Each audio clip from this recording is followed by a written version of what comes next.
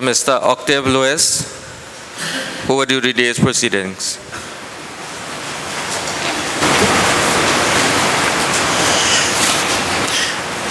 Pleasant good morning to one and all. Good morning to one and all. Thank you very much. It is good that we are in good health and God has permitted us strength and life, that today we can congregate together so that we can commune on matters of interest. My name is Octave Lewis. I had been a police inspector, no longer, and I was the founding member of the Municipal Police Committee, the organ that drives the decisions centered around the development of you, the Municipal Police interest. I was not by myself, and for this cause, I want to introduce some people, and I ask if they are here, can you stand, please? Mr. Neville Robinson, we all know, is deceased. He was my vice chairman, while I was the chairman. Mrs. Carter Springer, Mr. Bowler is not here. Mr. Baliram Lala, Mr. Bridge Mohan, Ms. Charlan King, not here. Ms. Joanne Williams, not with us today. Mr. Cobbett, Mr. Scanterbury, Charlan Felix, Miriam Sanka, and Ms. Ora Martin. We all by now know why our crowd are so small. It's because of what have transpired. Yeah. What happened to the inclement weather, and we have information that the highway is now impassable. Let me introduce my head table, and I hope I have all the name correct. Ms. Maraj, our senior counsel, Ramesh Lawrence Maraj, Ms. Sherwood, am I correct? The next lady and next one. What name, please? Yeah. Ms. Pierre Ann and Ms. Motilal. They are from the firm Ramesh Lawrence and Maraj, who represented your interests from since 2002 to now and continuing. Before we shall proceed, let us recognize the Almighty God's presence. So I ask Ms. Springer Carter to bless us in the name of the most gracious God. Ms. Carter, please.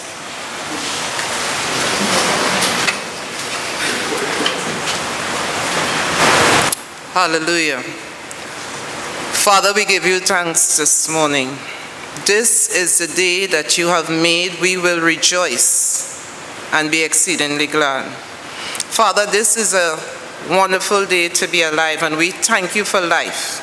In spite of the inclement weather, Lord, we thank you for bringing us together this morning safely. Father, at this point, I want to pronounce a special blessing on Mr. Ramesh Lawrence Maraj, QC, and his staff for being with us for the past 15 years while the matter was going on and prior to that. Father, I thank you for the courage that he showed in sticking with us through thick and thin.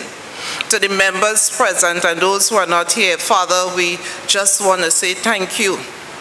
We say it is finished. 2018 is a year of new beginnings. And even though we are at the end of it, we give praise to God this morning.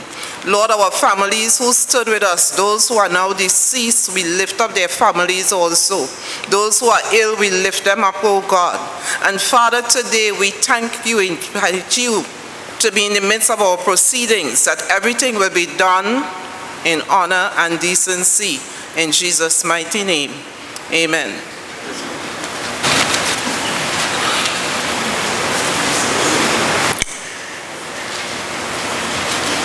Probably there was likely to be some hindrance into this development, but the great one has made it happen, in that most of our media house could not reach because of what happened, as I said.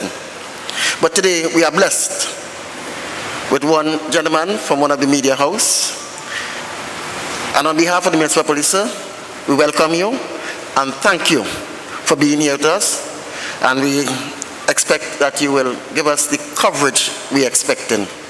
For this goes, thanks again. Today, 20th of October 2018, did not start some 17 years ago. How did we arrive here? What are the historical events that led us to where we are? It's around the year 2002. Mr. Krishna Bola had a discussion with Professor Dave Saran, and arising out of that discussion, he held a conversation with me. Following that, I went in pursuit of how could we correct those wrongs that we have been experiencing for all these years. This takes me to a journey to many people, names I would not call. But eventually, I went to the name Ramesh Lawrence Maharaj, Senior Counsel. But when I went there, I did not approach him as an attorney because I was not in a financial position to create a client-lawyer relationship. So I went to him as then the political leader of Team Unity. He embraced my presence very early. And after a number of discourse, Mr. Miles said to me one day, Mr. Lewis, it appears to me you have more a legal matter than a moral matter. And there is where I became a little frightened because he's now wearing his legal cap, and I know it goes with a fee. And I'm wondering, where are we going to find this money to pay this senior counsel? How did I arrive here? I thought I made the wrong decision. But during our deliberation, Mr. Maharaj placed me at ease. And he said, let's dialogue. Form yourself in a unit which give rise and give birth to what is now known as the Municipal Police Review Committee.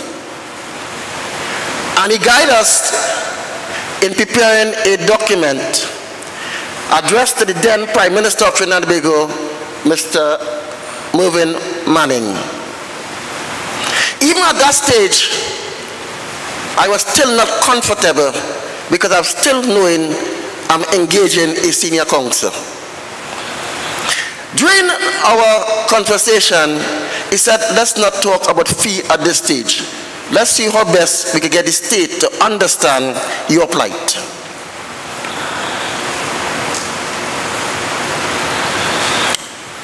That did not materialize. So then, he advised us the only way we can go forward and the only time the state hear you is when you have a matter in the court. Other than that, they will always feel that you're not serious. It takes us then to filing matters in the High Court. And for those who are memory, I think if my memory serves me right, I think it's Justice Tiwari, I think it's incorrect, yes. Then with the first matter. You remember we went to court with two matters. One was inequality, and one was, I think it was the breach of the Constitution, something like that. We won one part of the matter, the state one part of the matter. At that stage, we felt that the state haven't recognized there was a wrong against one of its organ of the law enforcement agency will have engaged us in a way of settling this matter and bringing some relief. However, again, I was wrong. What transpired then is that we were faced with an appeal matter, and we have to now go before 3 judges. That came with cost. But let me place on a record, and I want to say it again, let me place on a record. Mr. Maharaj in his wisdom took the cost of the matter and treated us as a single client and allow us to share that cost among all of us. bringing a great financial relief. Had it not for his wisdom, I don't think we could have gone any further. For this, Mr. Marriage, I say thank you also. At the appeal court, what transpired again? The first court said, no, you, the state, is wrong for not creating regulation. However, you all did not produce sufficient evidence to justify that you are a comparator with the Trinidad Police Service. It did not say we were not. We say, what the court said, we did not produce sufficient evidence. And that too has a reason for it. So at the appeal court level, at the High Court, Mr. Harry gave us some award. At appeal court, they took away that award from us. And what the appeal court do? They protected the state and said, state, while you were wrong at the lower high court and even here, I'm going to give you an opportunity to bring some redress, bring some relief to this injustice. And what the court went on to do was to give us 6 months grace period to make a regulation. Bear in mind, for those who are Cora, Act 21 of 1990, which will become 2504 of the Municipal Corporation Act, spoke to the state and Parliament tell the Commission, you must make a regulation for these people. But if you have a difficulty or any challenge to make a regulation, then adopt those in the police service. That did not meet our expectation. So at the appeal court, same thing happened. And then where are we going now? Those days, I remember my people start giving up. Frustration grew. Stress was the order of the day. And what has happened? Based on the frustration, we start experiencing in-house fighting among ourselves. Not that we hate one another, but we were just venting our frustration. And it brought separation, wider separation among the municipal police. Mr. Marriage again called for me and said, let your people know this is a long journey. It would not end in Trinidad and Tobago. Prepare them to go to England. How do I face these people now? I too have to find comfort in my very own self, then being the leader. If I can't comfort myself, I cannot comfort others. And I have to come back to meet all these people. And I have to ask again for more money. And we all know it is history of the number of statements attributed to those requests. I will leave that here today. I wouldn't mention what it is. We all know what it is. All the statements that were made. If I never pray, I have to pray because I have to get guidance from somebody. Because I realized I alone cannot do it. I tried to give up many days. I wanted to walk away and I couldn't walk away. As fate have it, we end up in London. Mr. Baliram Lala was present. Mr. Krishna Bola was present. My good self and my senior counsel. And for the first time, I'm meeting our Queen Counsel. Guide me, head table, if I'm right. I think it's Mr. Robert Strand. Okay. Mr. Peter Knox. You see, confused I am. I took the state Queen Counsel instead of my own Queen Counsel.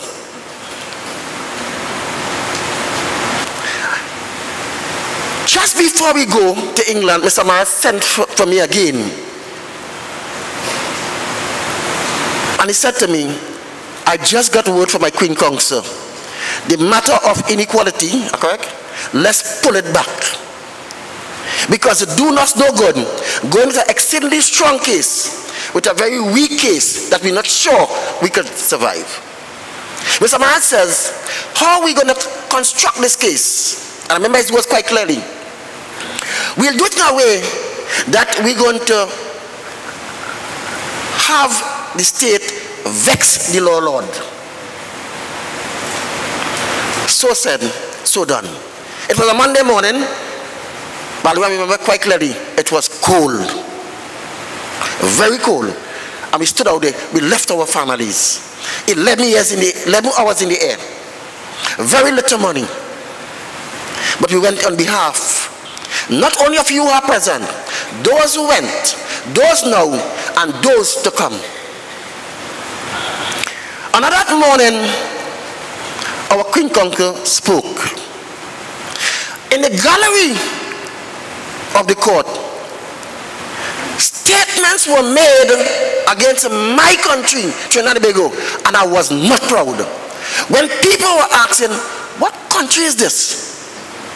A country running a police without a regulation? And I remember quite clearly, Lala, he was at me, I point Lala. One person asked, oh God, why Mr. Strana sit down, a senior, a Queen Counsel, educated man, this country had this man looking like a fool here. The man had absolutely nothing to present, to contradict. Remember I said, we remove the matter of inequality.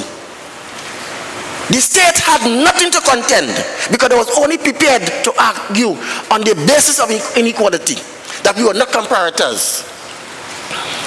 And the Queen Counsel for the state, in a submission, took that course.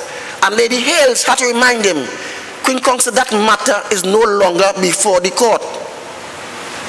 But with nothing to argue, and with a strong submission on behalf of Mr. Peter Knox, he introduced the case. And I remember when the Lord said, it's because of you who didn't create a regulation that why they could not have produced the kind of evidence to show there was police.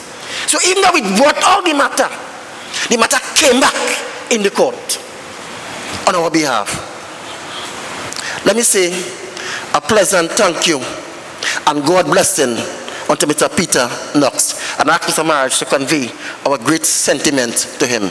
May God give him the wisdom to continue to defend helpless people like me and all of us here today. At the conclusion of that case, or before I go up that, I understood landmark was created. I understand, if not the first, but one of the very first matter to be beamed live on the internet was you, the Municipal Police of Trinidad and Tobago, versus the Attorney General of Trinidad and Tobago. Never in the history had it happened before that day. We were in the court and didn't even know. It's after we got to realize, we was outside on the submission, and we saw this thing going on the TV.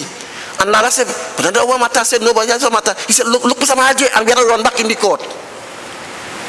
In that judgment, the court placed something on record that you must not forget this.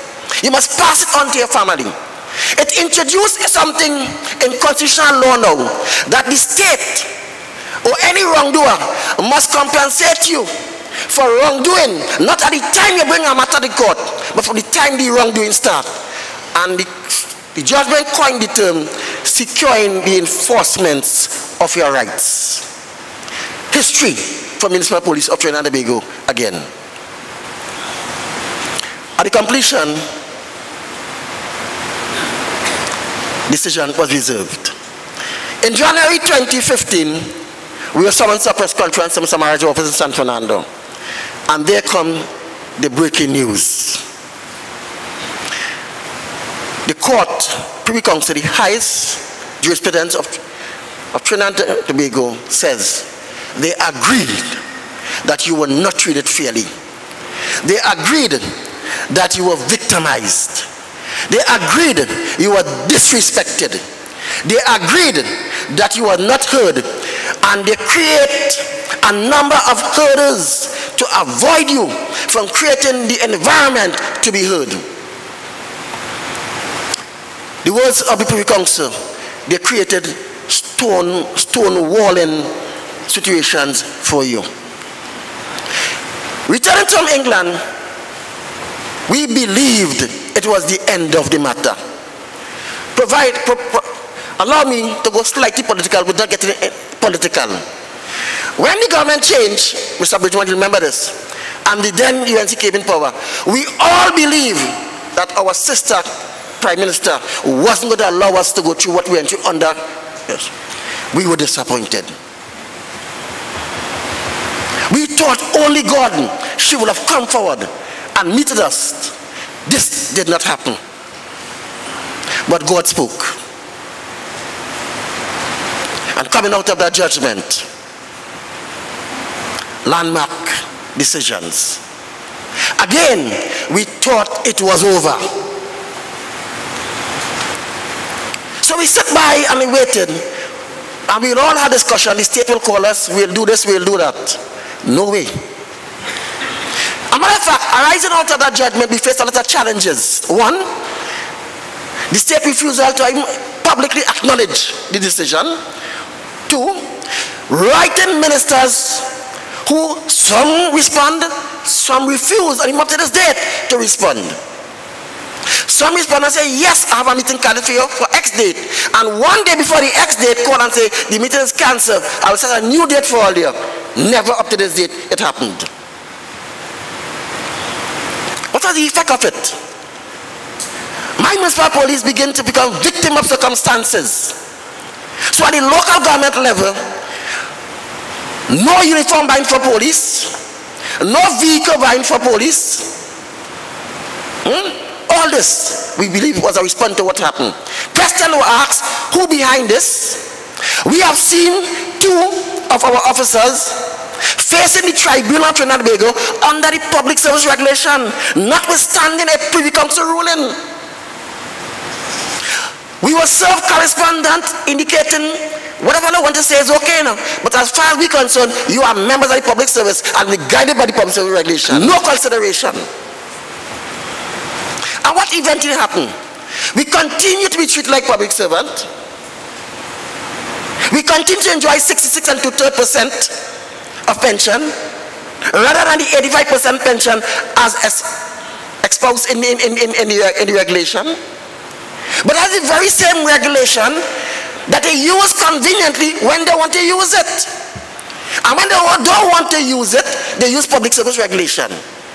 When they want to work here, they say it's a police. When they don't want to pay you, they say it's a public servant. But that very same regulation is what gave birth to the new post of assistant commissioner and commissioner and senior superintendent. How come they use the regulation then? But the treat with you? No. During our discourse, we have seen many people pass on. Even my own brother, who used to singly go on placard with his wife and grandson in Port of Spain. Today he's not here to enjoy the fruits of his labor.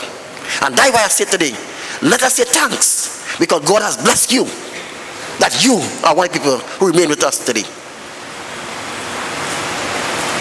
So on the 11th of October, after a long challenges, the states went to court several times, and never on one occasion they made an offer on how could we solve this matter going further. Save and accept to say one day in the court, if you give them any compensation, judge, they should not be get more than $35,000. That's what the only states say about us today. So the judge had no alternative but to make a decision. A decision that now sees us with some blessings. I want to call on you. Those dollars and cents must not be seen because you only are worthy of it, but because of the love of God, the pain and the challenges we suffered. In your going forward, remember those to come. Today, Mr. Marriott is with us because he's going to explain the judgment and the consequence and the impact to you. So I just give you the road we walk on. To my committee, greatly thanks. I said again, greatly thanks. I know we're in some bitter days. As a leader, I was a strong taskmaster, and what times will I get fed up with me, frustrated, I was pushing a little too much. But that is the calling of leadership. It's not over until it is over. I want to thank you very much for giving me this opportunity to speak. And good day, and I ask now on my, according to my program, we have Ms. Vidya Maharaj, correct? To speak next? Or Mr. Maharaj? Mr. Maraj. Ladies and gentlemen, welcome Mr. Maraj, the person who championed your cause.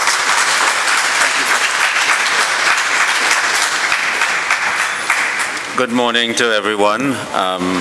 Mr. Lewis, members of the Municipal Police Officers Association, members of the media, other persons here. I want to first thank you for coming out this morning. I know some of you may have had some difficulties, and I'm so sorry that because of an act of God that people are not able to come here today because of the floods. But we decided that we should have and continue the meeting. The proceedings are being carried, are being recorded, and it will be broadcast on 3 radio stations on Tuesday morning from 9 o'clock. I would first like to thank my legal team for being able to give me the necessary assistance to help you to fight this legal battle. You have Ms. Vijaya Maraj, Ms. Nyala Badal, Ms. Harewood, Ms. Pierre, Ms. Motilal on the table. They have worked, as you know, very hard with you, and without them, I would not have been able to deliver what I delivered to you.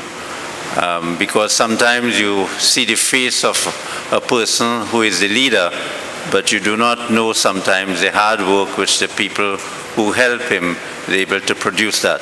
So I would like you to give them a round of applause, please.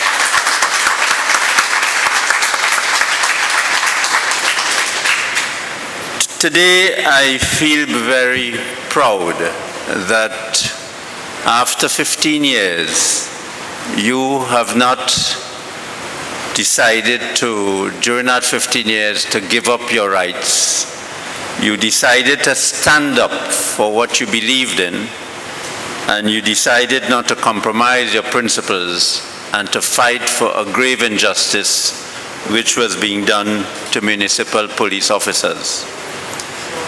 When I was first approached in this matter, as you heard, I had just been fired as the Attorney General of Trinidad and Tobago for standing up for principles and for doing what I consider to be right and for putting country first.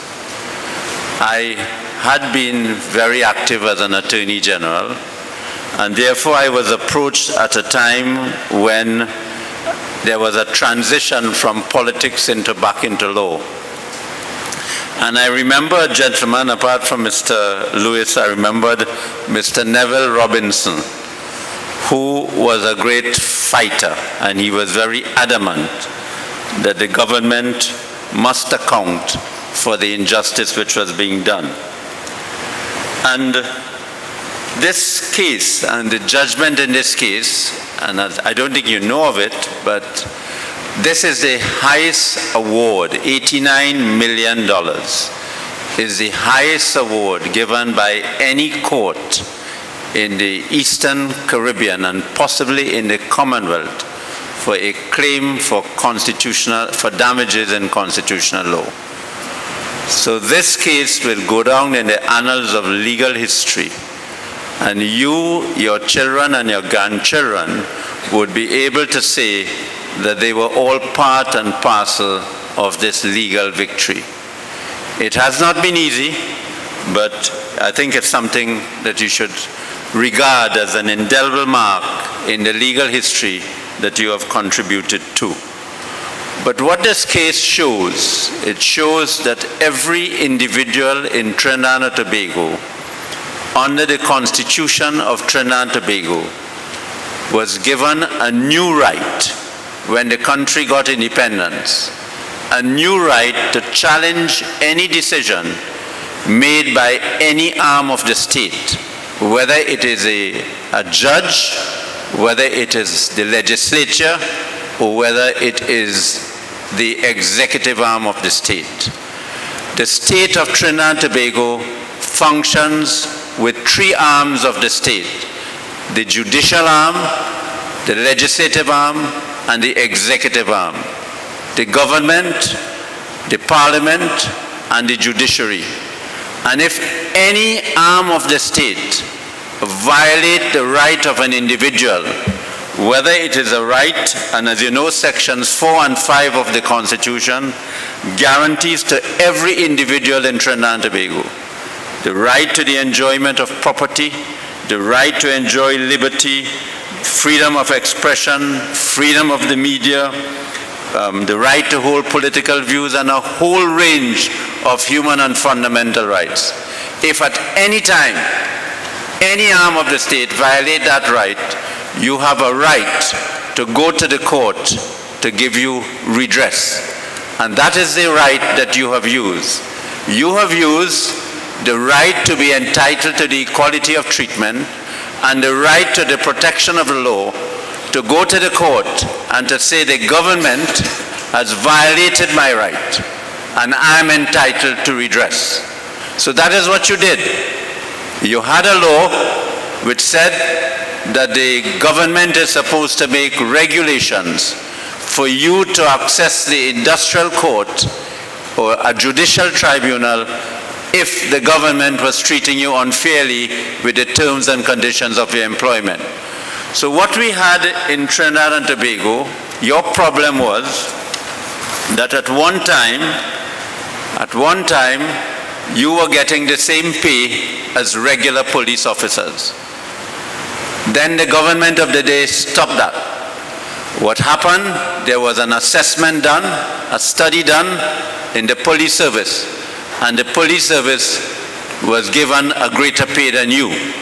And you remain having the same pay with inferior terms and conditions. And what we did is that the government was promising that, hold on, we will do a same assessment for you as we did for the police service. And then when we get that assessment, we will be able to fix your problem. But those were promises, promises, promises which have not been kept up to today. Governments have come, governments have gone, and the promises have not been kept today. So what your case was saying, well, listen, if you didn't do your promise action and you did an assessment and increased my pay, what I want you to do is for you to make the regulations that you're supposed to make.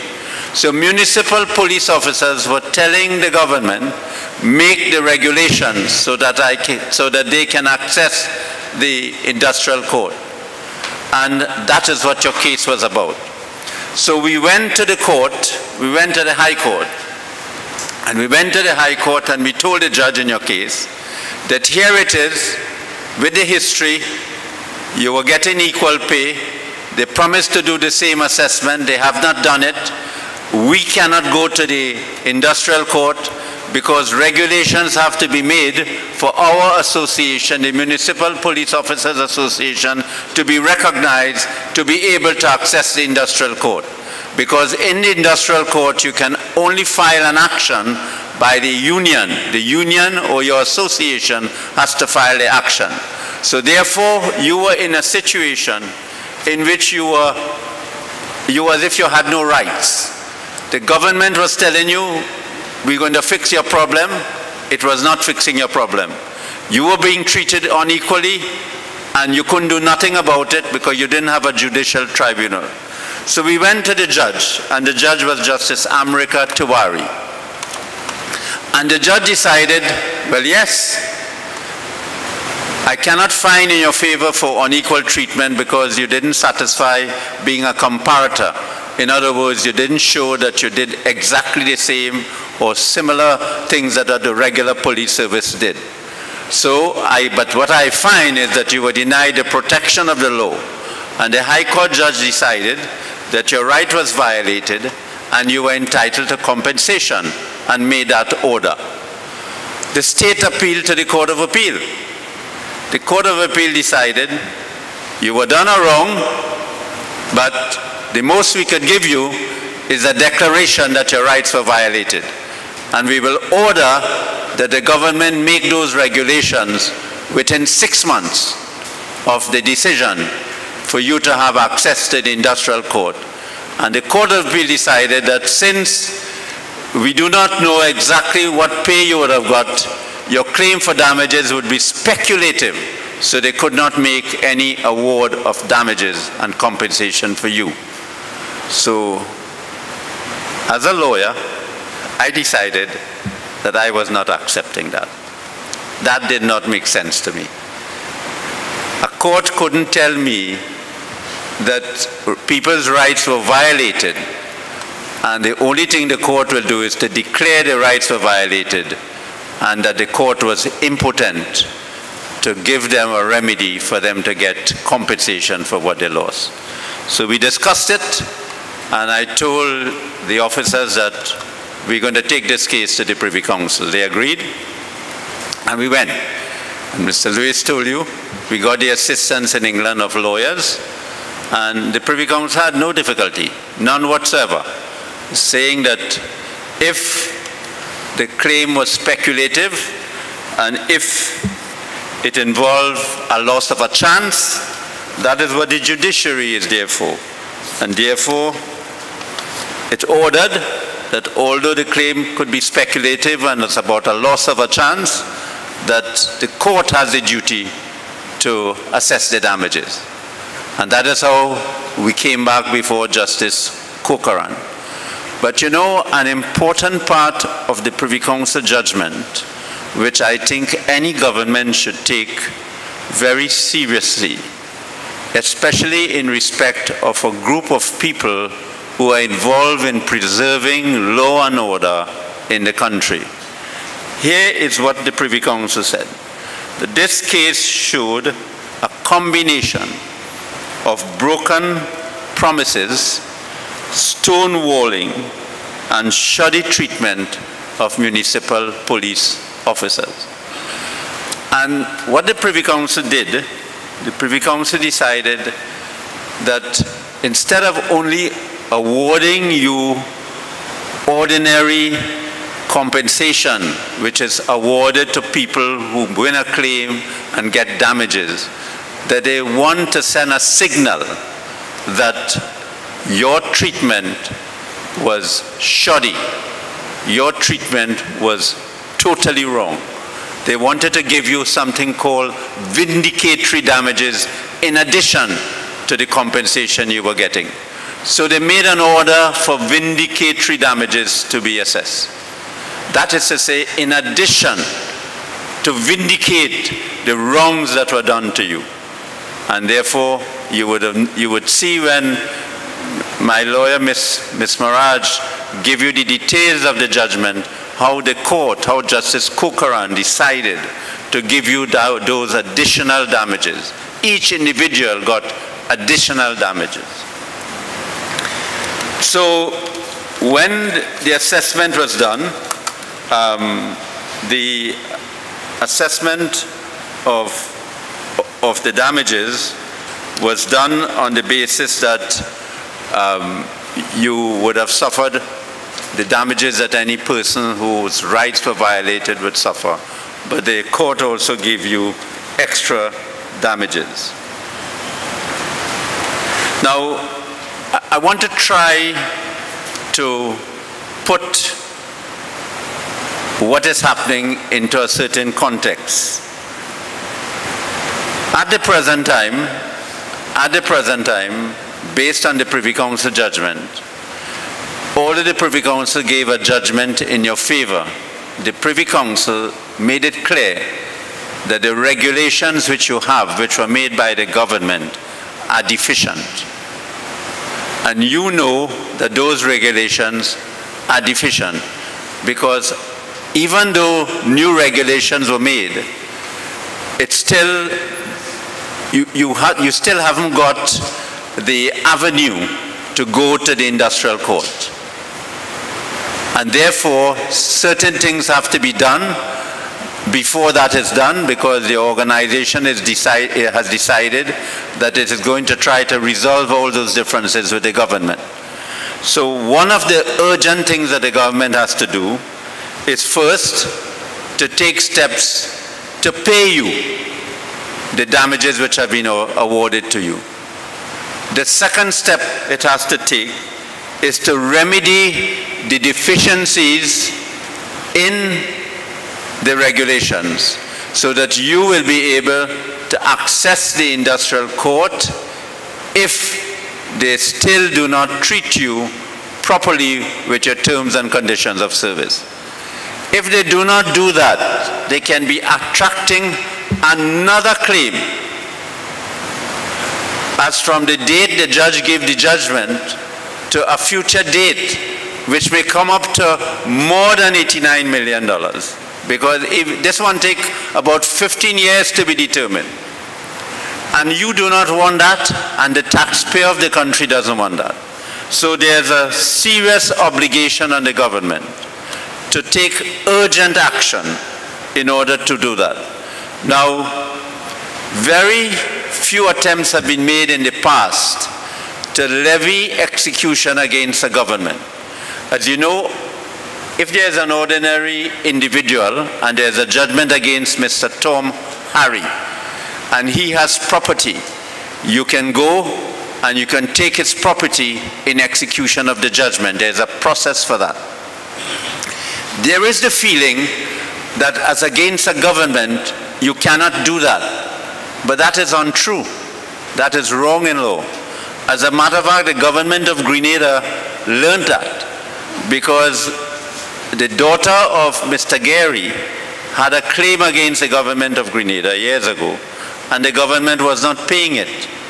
And she took steps, and the government of Grenada had to pay it. You would have seen in Trinidad and Tobago years ago that there was a judgment against, I think it was the mayor and alderman of Arima, and the person went and took the mayoral chain from the mayor. So I don't think that you want a situation in which you, and I don't want a situation in which you would have to go and levy against the government of Trinidad and Tobago, probably go and levy against some of the buildings of the government. So I would hope that the government of Trinidad and Tobago take note, and how many days they are given? 42 days? The court gave them 42 days, a stay of execution of 42 days. Now, the government might decide to appeal the judgment, but if the government appeals the judgment, the court could say, well, all right. The court of appeal could say, well, all right, I will give you a stay, but you pay half of the judgment now, and the other half you could pay when the court of appeal case finish, because the law provides for you to get interim payment on the sum of money that is awarded. So I am saying that so that you could understand that if people telling you that you got a judgment and it is assessed and it is awarded by the court and the government is not paying, there's a machinery that we can use to force the government to pay. Now, although we have solved partly one of the problems of municipal police officers by this case, I think I should highlight another problem which is at present need to be resolved, because you have raised that issue with me. Right now you have in Trinidad and Tobago the situation in which some municipal police officers are under the Statutory Authorities Commission, and some municipal police officers are under the Public Service Commission. Now that has to be ridiculous. Now under the Public Service Commission, there is the feeling and there is the view held that if there's a problem with terms and conditions, those municipal police officers may be able to go to the industrial court. But under the Statutory Authorities Commission, without the regulations being perfected, the municipal police officers would not be able to go to the industrial court. So that is another matter in which I am highlighting today, making a public appeal for the government to resolve on your behalf. So what I would do at the end of what I have to tell you, I would pass on, I'll let Ms. Maraj, Ms. Vijaya Maraj, the attorney at law at my office, explain the particulars of the judgment that has been given. She will remain right there and give you that information. But before I take my seat, I want you to understand that fighting these battles are not easy. And even if it means of fighting further battles in order to get your rights, you must not give up. It is not easy fighting for what you believe in. It is not easy. Sometimes it's very difficult. And I could just want to share a little few experiences with you in order to give you some idea that it is not only you who have problems at times and you have to fight battles. Other people have to fight battles. When I was a young lawyer, I was just about 7 years in practice, I should say when I was a younger lawyer, I went to court and I was appearing for clients, and the judge did decisions which I considered to be very unfair and unjudicial. I went before the judge and I told the judge, you know, you have to call the judge my lord. Call it as my lord. I am accusing you of unjudicial conduct because you have dismissed my cases without a proper hearing. And I'm making an application for you not to do any one of my cases. Everybody in the court was stunned. The court was quiet. The judge said application refused. When I came out of the court, the lawyers came and told me, you can't talk to a judge like that. I said, as I understand it, if I'm appearing for a client and that judge does injustice, it is my duty as a lawyer to be fearless in the discharge of my duties. The next day I appeared before the judge said, Mr. Maharaj, the last time when you appeared before me, you accused me of unjudicial conduct. Were you saying that I was dishonest or corrupt in dismissing actions behind your back? I said, my lord, this is not the place to answer that question. He said, I charge you for contempt, 7 days simple imprisonment. Police, take him away. By the time I reached the police station, the policeman there, the judge sent some lawyers to the police station. I won't call the name of the lawyers. And he said to tell Mr. Maharaj that if he apologizes, I will rescind the order. I told the lawyers, go back to the judge and tell him if I come back before him, I'll ask him for 14 days instead of 7 days. By the time I reached the prison in Port of Spain, a lot of people outside the prison, lawyers coming to me, apologize, apologize, apologize. I said no. Even one of them came and said they went to the president, and the president, a pardon was organized that if you apologize. I said, I'm not apologizing. I said, I'm standing up for principle. The principle is that a judge must be fair in the discharge of his duties. And a lawyer has a duty, and that duty is to represent his client without fear or favor. And that is what I'm fighting for. I'm fighting for the independence and fearlessness of the bar. So the lawyer said, but look, you're in prison. I said, well, so what's wrong? In those days, I was a young man. I said, a younger man. I said, so what happened? Gandhi went to jail, Martin Luther went to jail, Mandela went to jail. So 7 days simple imprisonment. That case went to the Privy Council. It was won. Then the other one for damages, and we got compensation against the state for the imprisonment. But the case, Maharaj and the Attorney General of Trinidad and Tobago, numbers 1 and number 2, are in all the major law reports in the Commonwealth. It's a precedent for the future.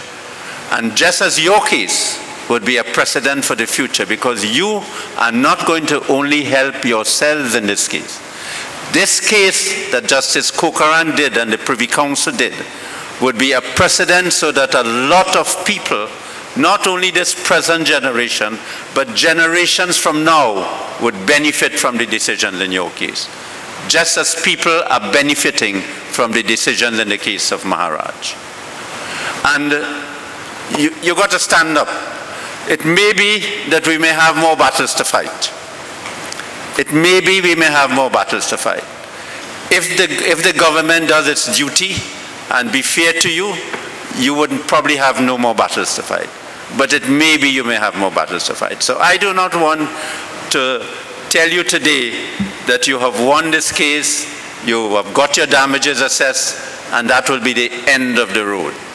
But what I would like you to do is that we are living at times now when it is very difficult to see principles being operated, to see principles of fairness being operated at the highest level. And therefore you must understand that these are challenges to you, and you must not be discouraged. It's not everything we do in life is for ourselves. As a matter of fact, I want to tell you here today that sometimes I think the experiences I have had has helped me to help others. Because some of the problems that I've had and I had to fight and have been able to overcome them, they have assisted me in fighting for the people of Trinidad and Tobago. So I'm sharing these things with you because I know that you and your families would have gone through rough times. You make sacrifices to fight battles, but do not think it is in vain. You are not only helping yourself, but you are helping others.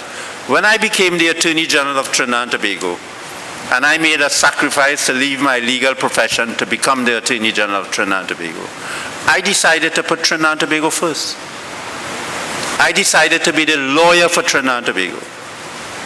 And that is why, when I was there, I wanted to ensure that laws were passed so that your rights would be improved.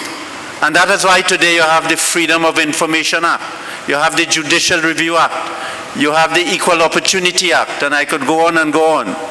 So regard what you're doing today, that you're not doing it only for yourself and for municipal police officers. You're doing it for every individual in Trinidad and Tobago who would be oppressed by a government from time to time. It may be a member of the media, it may be a police officer, it may be a prison officer, but anyone in Trinidad and Tobago who is oppressed by any government, past government, this government, or any future government, would have a right, would have a precedent that they can go to the court and get redress.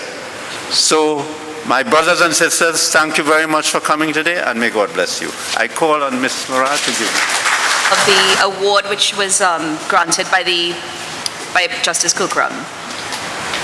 The award consists to each claimant 60% of their claim for loss of salary, meal, and housing allowance.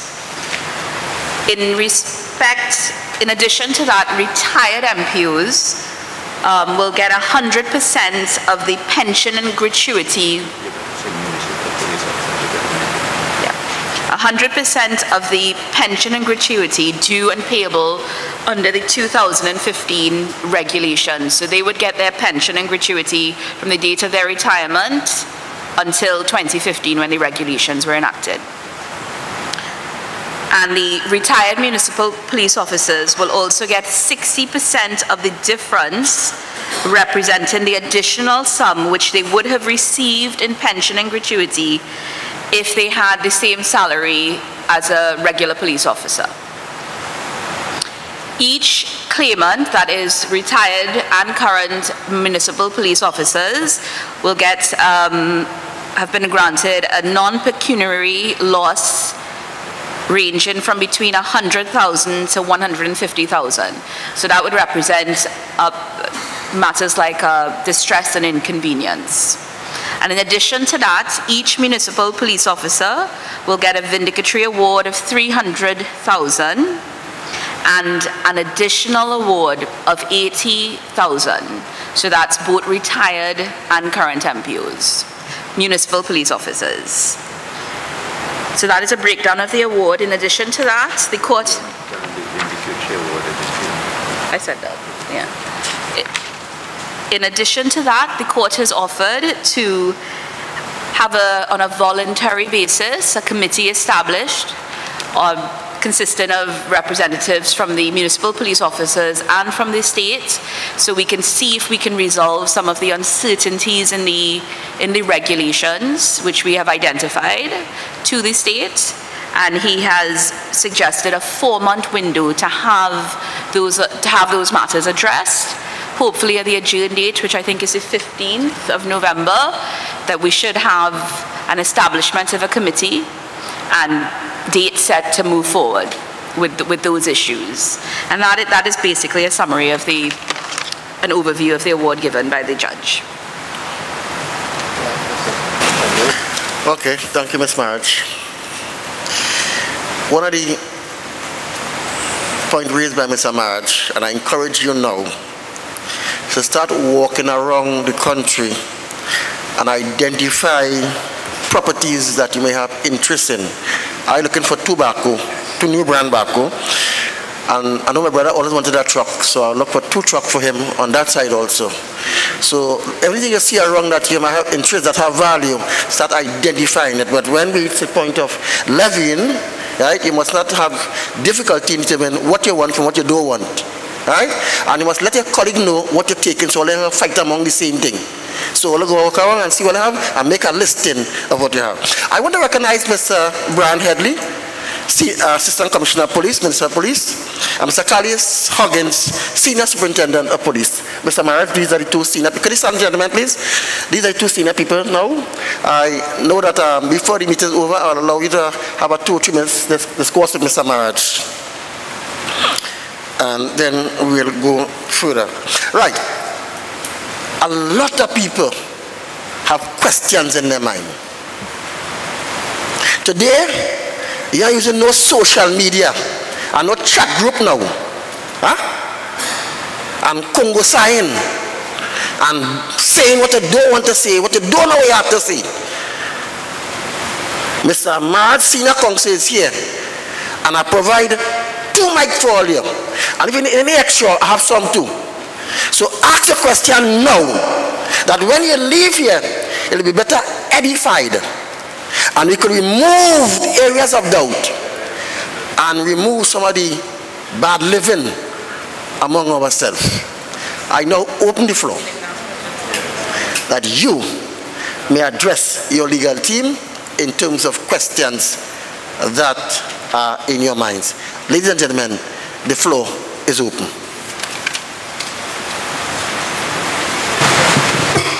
Good morning to all on the head table. My name is Kristen Plenty Williams, Sergeant 12024. What I'd like to know is that we are the new appellant, and as a matter, as one with the old appellant, where we are now, as a new appellant. Mr. Marat, the question is based on, they want to know where are they in terms of this judgment, the new appellant. But before, let me just clarify. This is one of the persons under the public service. So we have appellants under the SSC, and we have appellants under the public service. These are some, this lady represents those under the public service. The question to Mr. March, please. Well, in respect of we did file a new action for claimants after the pretty judgment. That is currently before the High Court, and certain directions were given, I think it was last week, for the state to file affidavits in that matter, and then it comes up again. We have to then respond, and then in January, I believe there would be another status hearing for further directions to be given. So that matter is basically being case managed right now by the judge. In respect of, I believe there are a handful of people who fall under the Public Service Commission in that they've never fallen under the Statutory Authorities Commission. We've requested certain information in respect of those prospective claimants, and we are trying to formulate a case in respect of them, because the circumstances are different from people who at some point would have fallen under the Statutory Service Commission. But in respect of the new matter, insofar as they are similar to the ones which have been decided already, I think the state may want to consider, but I do not know whether they would do it. But most likely, I think they may probably adopt a certain course. And are we trying to get it before the same judge, Kuparan? Not on liability. Okay. If we sort liability out, that is to say, if the state consents that it is liable, then we could probably try and get it before the same Judge Corcoran to assess the damages. Mr. Baliam Lala. Morning. Morning. My name is Lala, Inspector Lala. I am very concerned with respect to the 60% with respect to the salaries and benefits. Is it that mean to say then that we will continue along that trend of enjoying 60% of salaries and benefits as we continue? Or are there going to be any form of redress where that is concerned with the state? I know that the committee will have some room for discussion, but I'm particularly concerned that that percentage of 60% is one that we have been enjoying all the while ago, and particularly the judge made that exact percentage. Is it that I'm seeing that we are stuck at that position? Thank you. The judge had to make, remember the Privy Council said, had to reverse the decision of the Court of Appeal because the court said that the damages could not be assessed. The Privy Council said the damages had to be assessed. So the judge had to come up with a percentage, and therefore he used a 60% percentage. That is the 60% up to the date he gave his judgment. Which is the, what day? Up until 2015 when the regulation. Sorry, up to 2015 when the regulation was made. So after that, it means that if you get your association going, and you could take the matter to the industrial court if negotiations fail, and the industrial court will determine the percentage. But I think I should say again, and I told the committee, that you should really try to get your association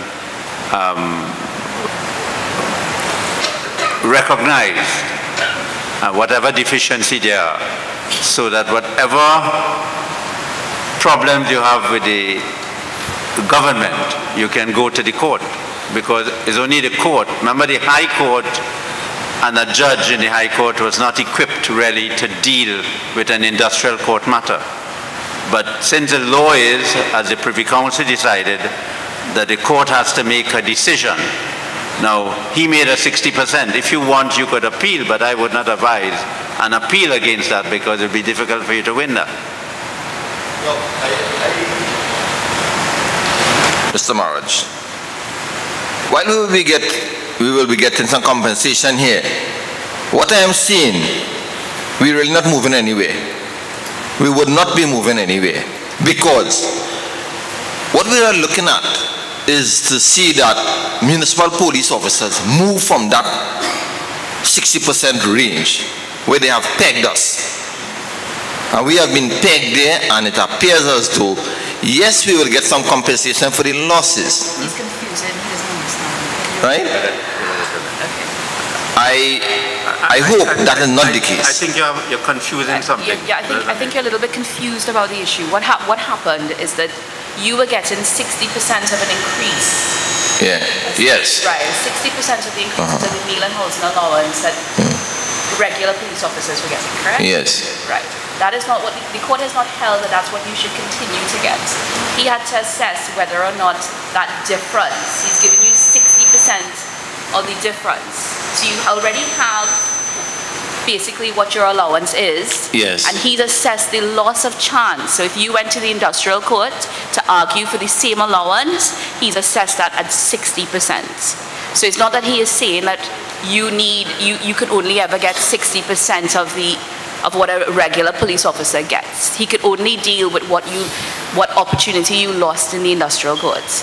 Right, but so he gave you 60% of basically what you would have lost. Right, but then you're telling me then that in order to move from that position, obviously we'd have to go to the industrial court to correct that. Yes, because there was no... But in order to move from that position, you have to get your association going first. Yeah. because otherwise you would not be able, you would have to depend upon the mercy of a government. Right, and they're not going to... So in effect, a lot of this responsibility falls on you. Of course. So you have to get your association, get the deficiencies sorted out, get your organization recognized, and then, based on the decisions of the court, you can go to the industrial court. Well, I'm seeing that we'll be visiting you not too far from now. Again.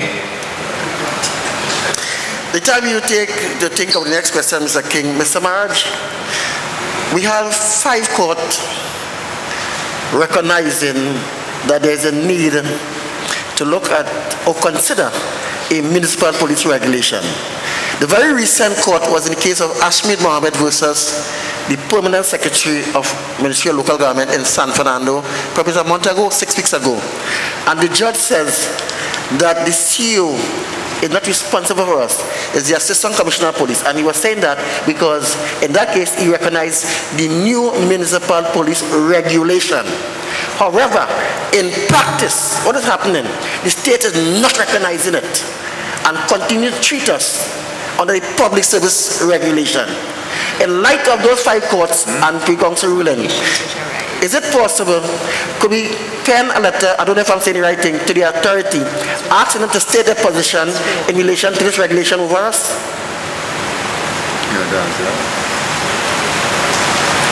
Ms. Mirage has dealt with some of that. I think some of these uncertainties which have arisen, I know you've written the state about it, and obviously it was before the court on the affidavit evidence.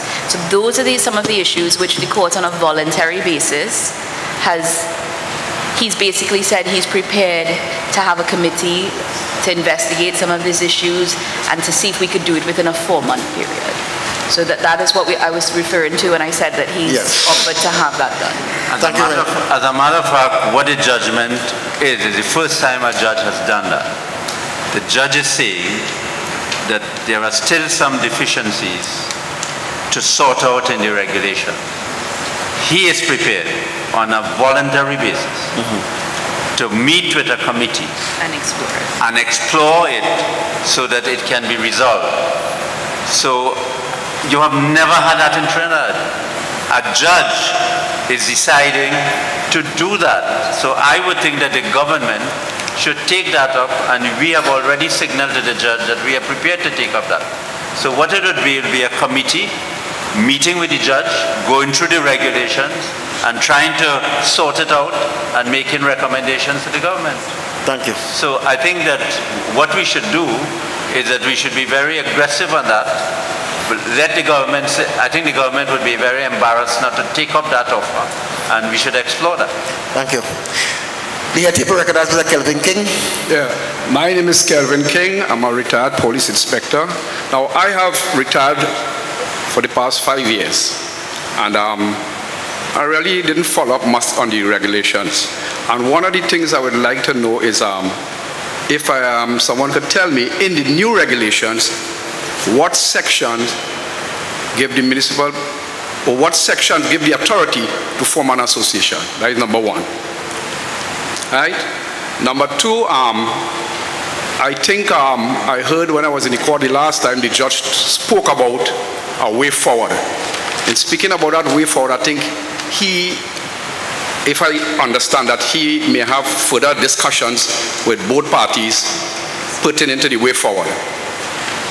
And one of the things I want, I didn't hear, I didn't get to see or read a copy of the judgment. I didn't hear anything anywhere mentioned pertaining to interest. I know somewhere, I don't know where that will step in. Sometimes you hear in the court they talk about the 12% interest or whatever. I didn't hear that mentioned anywhere. I didn't get to see a copy of the judgment, as I say, right? So I didn't hear that mentioned. I don't know if that will fall in some way. That's number 2 question. Number 3 question is, I know that at one point, let's say the government decides to pay, right? As a retiree, right? I will want to know what's the process, or what's the next process after that payment in terms of my increase in pension. Because I saw something like a formula in the back of one of the judgment, part of the judgment. So I would like to know when that will kick in. For example, what I'm saying is, if they decide to pay me, and they pay me, remember you'll have my pension running all along the line. So at what point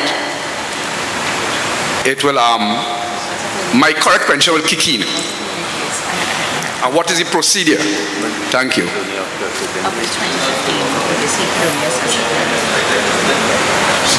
The judgment deals with only matters up to 2015. So whatever increase that is ordered, that is what you'll be entitled to. The judgment only deals with matters up to 2015, because that is the date the regulations came into force, not so? Right. So that is the date the case is about. So that is why your association and the government has to come to an arrangement for matters after that, and if you all do not agree, it will go to the industrial court to determine it. I don't think I get it clearly, because what I understand is from 2015, whoever retire from 2015, the regulation kicks in and they will get the 100% pension. This is what I understand. Not so? 85% then, or whatever. Yeah. Right? Those who retire from 2015 will automatically get their 85% as the RPO. The judge only dealt with what you lost because you weren't able to access the industrial courts. So if you retired before 2015, you would have retired on the smaller formula of pension, right? Yeah. So what he gave you is that he gave you the difference between what you actually received and what you would have received in as pension. As an RPO? As a municipal police officer under the 2015 regulations. Okay. Right? Now, after the 2015 regulations, you are supposed to, according to the case, be able to form your association and go to the industrial court. So the court was, his cutoff period was 2015. In addition to that, there are other speculative factors, because pension is paid until a municipal police officer dies, for instance. So he can't quantify that, but he used 2015 as the cutoff period for that. I think I better explain this. Yeah. The judge jurisdiction was only to assess the damages that you would have suffered because no regulations were made, because it was a denial of the protection of the law for no regulations to have been made. Regulations were made in 2015. So between the time of the case to 2015, he had to make a decision as to what were the damages you suffered. The Court of Appeal was saying that was impossible of assessment, so you should get none. The Privy Council was saying you have to come to some figure, whatever the figure is, you have to come to a reasonable figure. So that is the figure he gave. But after the regulations kick in, your association is supposed to get in action and have discussions, and if there is a disagreement, to go to the industrial court. Okay. The High Court, a High Court judge normally doesn't have the power to assess that kind of damages. What we did, however, is that we showed him that if you had gone to the industrial court, what you were likely to get, and therefore we had to show him some of the judgments in the industrial court. Okay. You understand? Okay. Right. But Mr. Lewis, pertaining to the first question, Right. I don't know if you're enlightened. Right. In respect of the interest, you're getting interest. You're getting statutory interest from the date of the judgment, 6%? 5% interest. It used to be 12%, but the government changed it to 5%. Okay. Thank you. Okay. Pleasant morning again to the head table, all protocols observed. This concerns the retirees after January 2015. Pension and gratuity was still calculated at 66 2/3%. So there are 12 of us at the moment. So we would like to know how would we address that situation. So what they're saying. So what you're saying is that they're not applying the regulations. They are not applying the regulations. So that wouldn't fall within the Privy Council. This case that we have filed already, that would be a separate issue that would need to be. Okay, so those of us who it affects would now have to liaise with you all.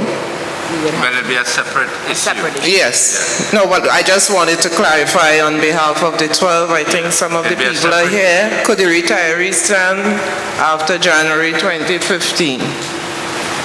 So we would be meeting with you, but I just wanted to make you aware of what is going on. Yeah, and if it's in the regulation that they're not applying it, there are remedies you can get. Thank you very much.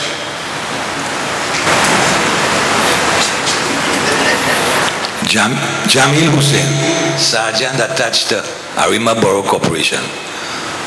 Mr. Maharaj, two simple questions, very simple. I custom when I go to courts or go to standards and I buy something and have a deficiency in it and the warranty is still valid, I could go back to them, they either fix it or give me something brand new. I only hear any word deficiency.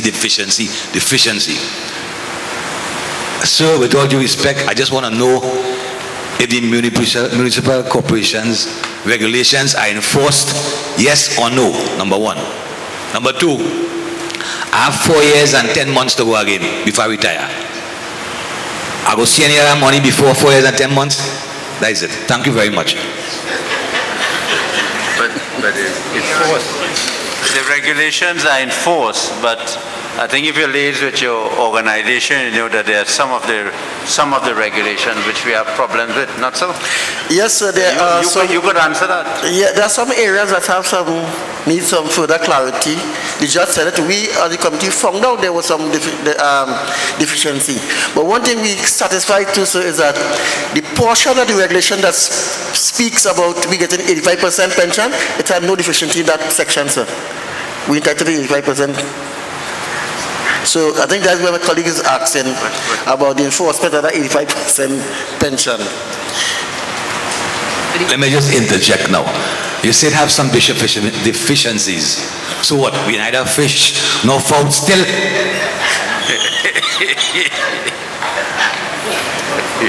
What has happened is that in the haste of the state to make the regulation, at the time they recognize that Privy Council recognize that they didn't do it, in their haste they run down something and they fly up England. So it was not tweet, there was not proper communication and discourse. So areas in it that we have to go and get clarified. And the judge, if you're in the judgment last week Thursday, the judge said so.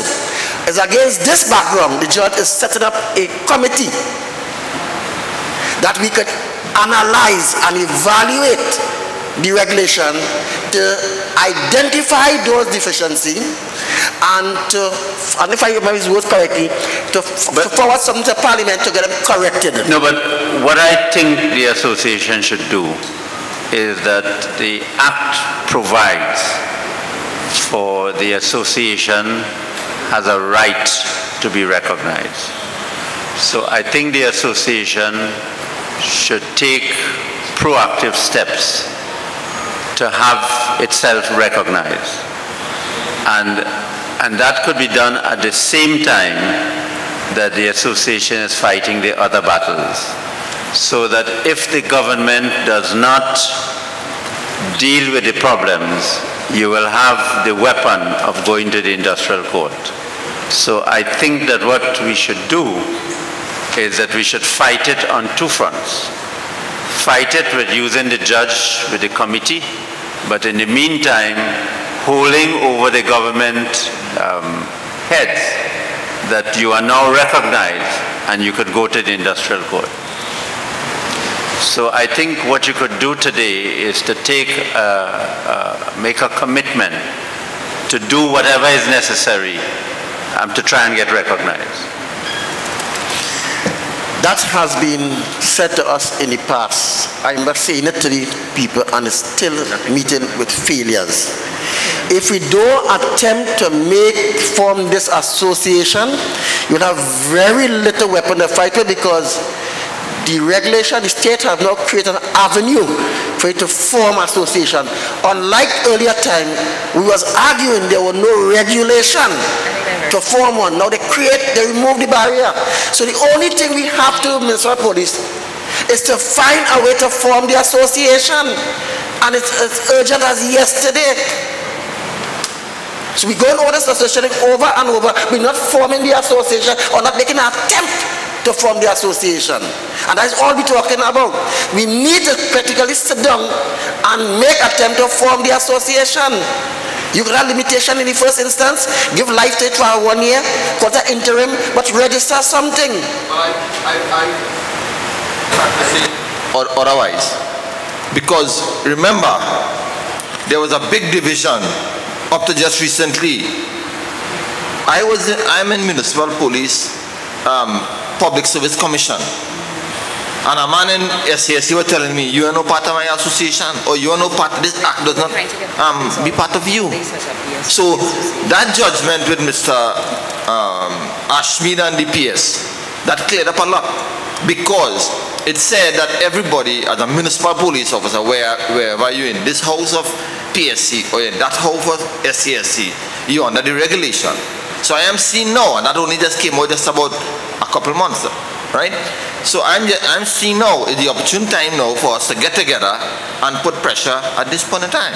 If you form the association and you make attempts to get recognized and they do not recognize you, the law provides a remedy to get the court to compel them to recognize. That's not good. So I think what you need to do is to just take the steps and have it. Now, we are very fortunate that the government has not taken the point that you could have done that. So I think I think we should do everything aggressive in order to do that. Well, it will be done as well yesterday. I assure you, Mr. Mark. Thank you very much, Salana. Any more questions on the floor? The second question, okay. What's the second question? Well, I can answer that for you. I cannot answer for you. I hope I get mine before 4 years and 10 months though. Well, I think only God knows that answer. But steps could be taken after the 42. It depends on what happened. After the 42 days, they may appeal, but we might get an interim payment. Then we may have to levy and all kind of things. So what I could tell you is that you have means whereby to enforce the judgment. Before you didn't have that means. Before you didn't have a judgment. Your name, please. Good morning all. My name is Ibrahim Hussein. I am a municipal officer attached to the presently attached to the public service. I am one of the handful of officers that you mentioned previously. A while ago, how am I put it plain?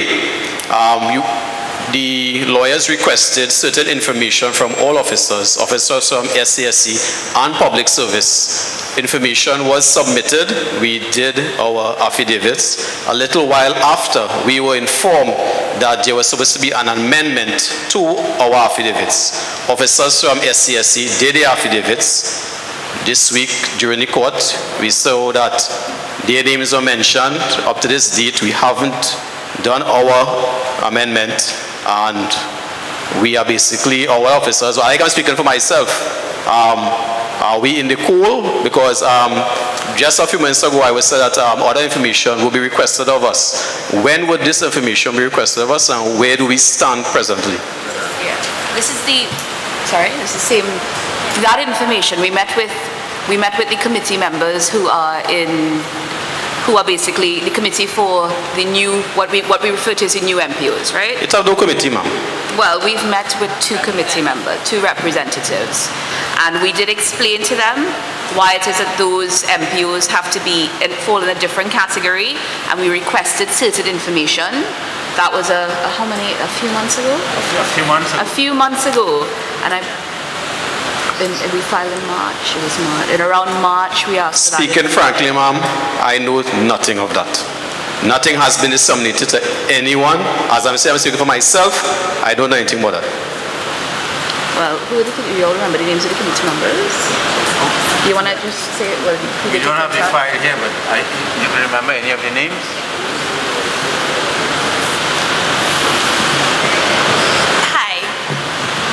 So after we had the collective group come and do the affidavits, we had a meeting. This was a meeting with the same people that we speak to, because remember, we can't speak to everyone. Exactly. Right? So this would have been like Tion David, Corporal Mitchell, I think Dennis Garib. Those officers were there present, and we explained to them what we noticed with respect to the officers under the Public Service Commission, and we gave them a list of evidence that we needed to be provided with. Right? We have not been provided with those things. I don't know anything about that, ma'am. Nobody ever contacted me concerning that. Well, you'll have to take that up with the committee for that is why I'm saying there's no committee. If there was a committee, I believe we would have gotten that information to submit to you. Look at another officer here.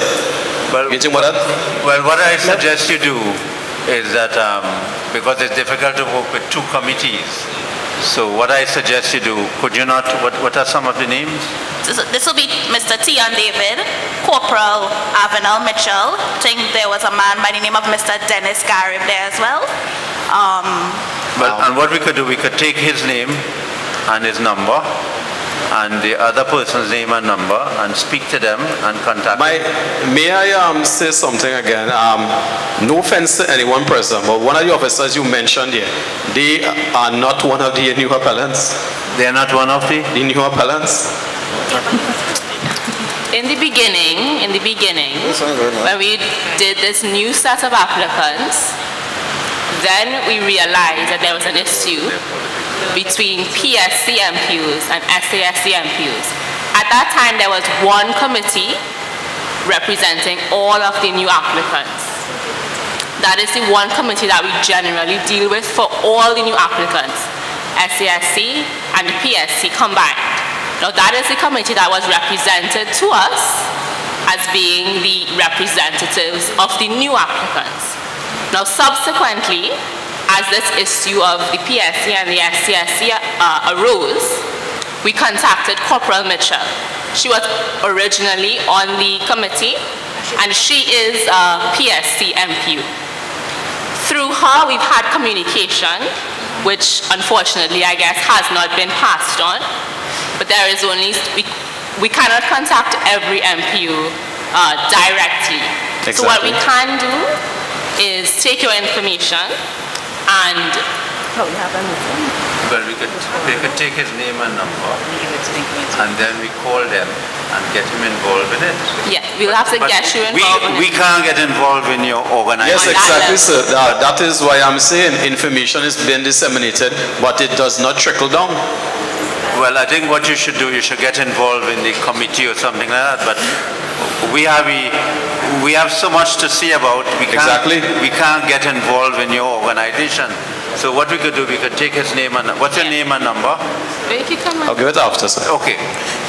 Mr. Maharaj, if I may, let me help out my colleagues and them, because I went to court on Monday, and it was because of this dissemination of information and the gathering of the information to supply to you all.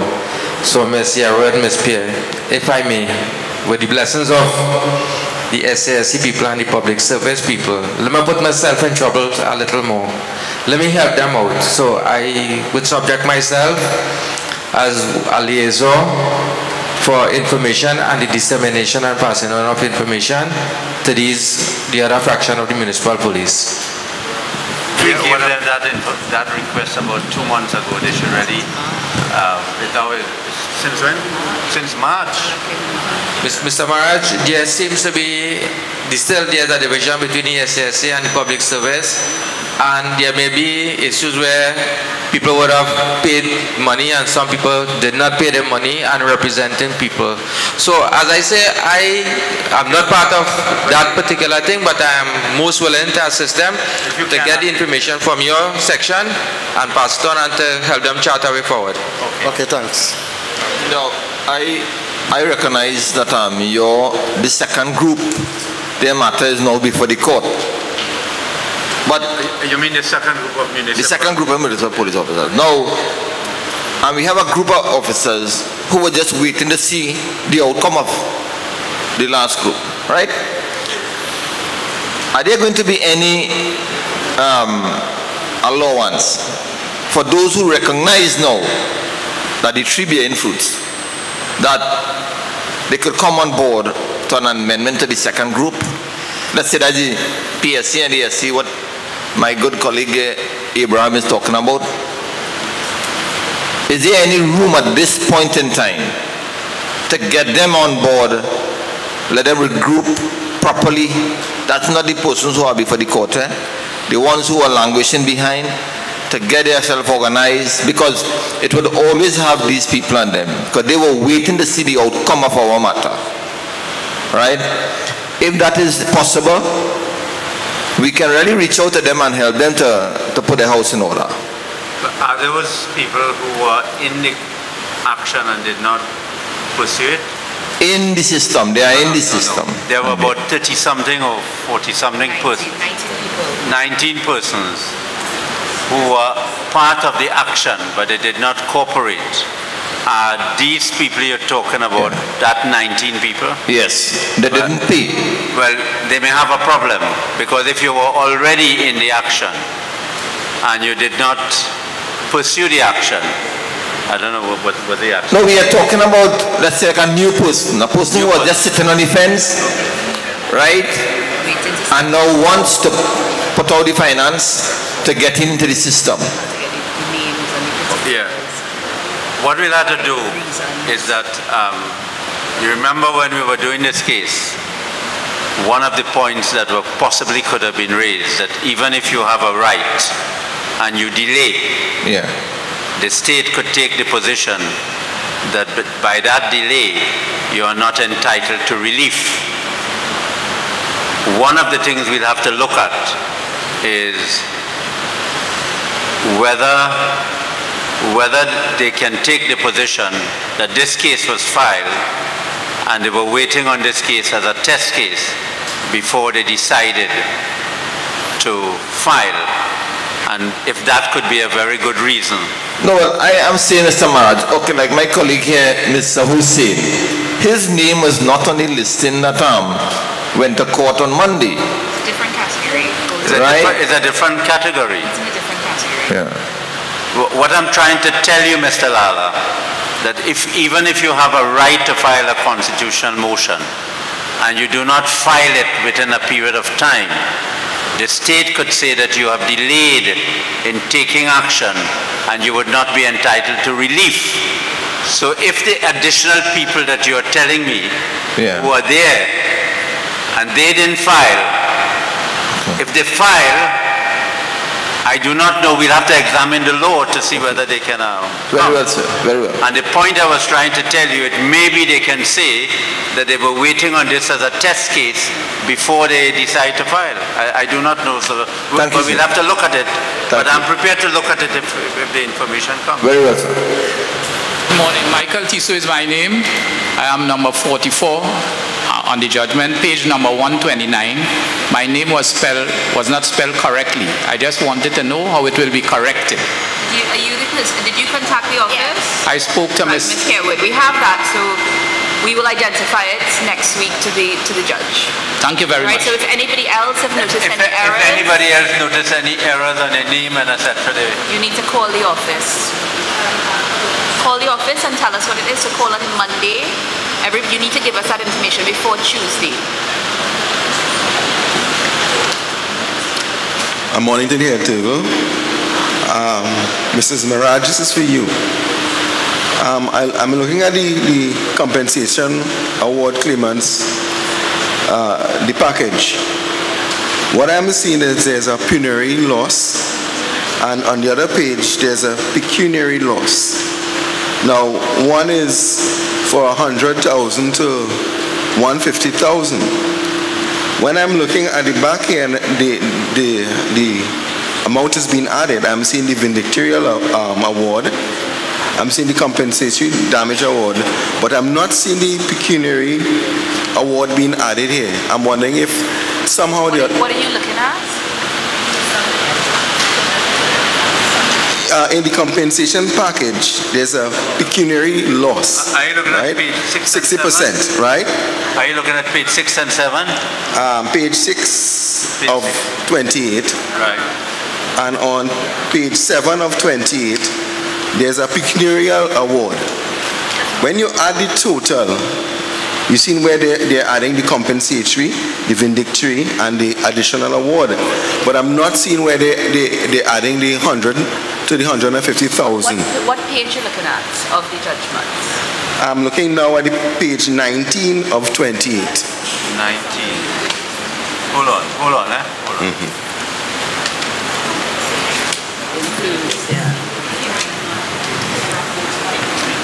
Right, 19. What yes. You looking at? You're seeing where the compensatory damages. So the compensatory damages. Yes. That includes. That includes the 100,000. That includes that is two figures added together. That's a total figure. Oh. Right. So what there's a longer judgment of 295 pages, which you'll send it to the committee. Longer. I think some committee members got hard copies of it on the date when the judge delivered it. And if you look at that, from page 95 onwards, you will see the exact breakdown. So the compensatory award is both what the court was able to, the pecuniary and the non-pecuniary. So it was put together. Yeah. But I appreciate that. It may be helpful for the association because everybody, one would be broken down. So what the judge did from page 95. And everyone should be entitled to look at what it is. It's a very voluminous document. It's 295 pages. But everybody's, the judge did individually looked at each one. Okay, thanks a lot. Okay, all right. Okay, Bruce, thanks very much. At this stage, we want to bring some conclusion to these proceedings against Canterbury, to bring a vote of thanks to the audience, Mrs. Canterbury.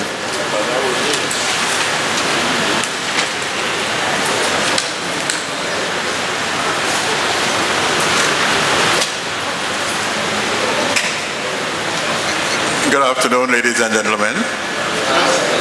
To Mr. Maraj and his senior counsel and his team.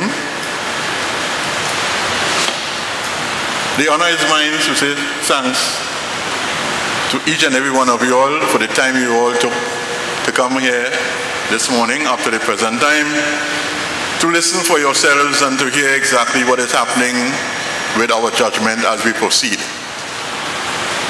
I want to implore you all here, this is not the end, as was said so many times this morning, but we have a long way still to go. What we got to do, as we have been doing all along, is to continue praying and asking God to see us through this. We have gone through 15, 17 years. It's not over until the fat lady sings, as we say. So we want to thank you all again for taking your time. I know Saturday morning is a very rough time for most of us, but you all took that time to be here, and we want to say thank you and to wish you all the best for the rest of the day, and continue thanking God for making us reach thus far and as we continue into the future. Thanks again to Mr. Maraj and his team and to all you members assembled here. Thank you very much. Thank you. Okay, people, it was a fruitful morning. I too, as the former chairman of the committee, want to say thanks for being here with us. To the deceased people who have deceased or claimant, you do good to get all your documentation in order, if I'm right, in terms of whether it's a will or whatever you have to put in order, so that when Mr. Maraj's office wants it, or who needs it, you'll have it prepared. So thanks again, and do have a nice day. Mr. Headley and Mr. Huggins, could you just join Mr. Maraj for 2 minutes, please? Mr. Headley and Mr. Huggins, please. With the which one? Which one?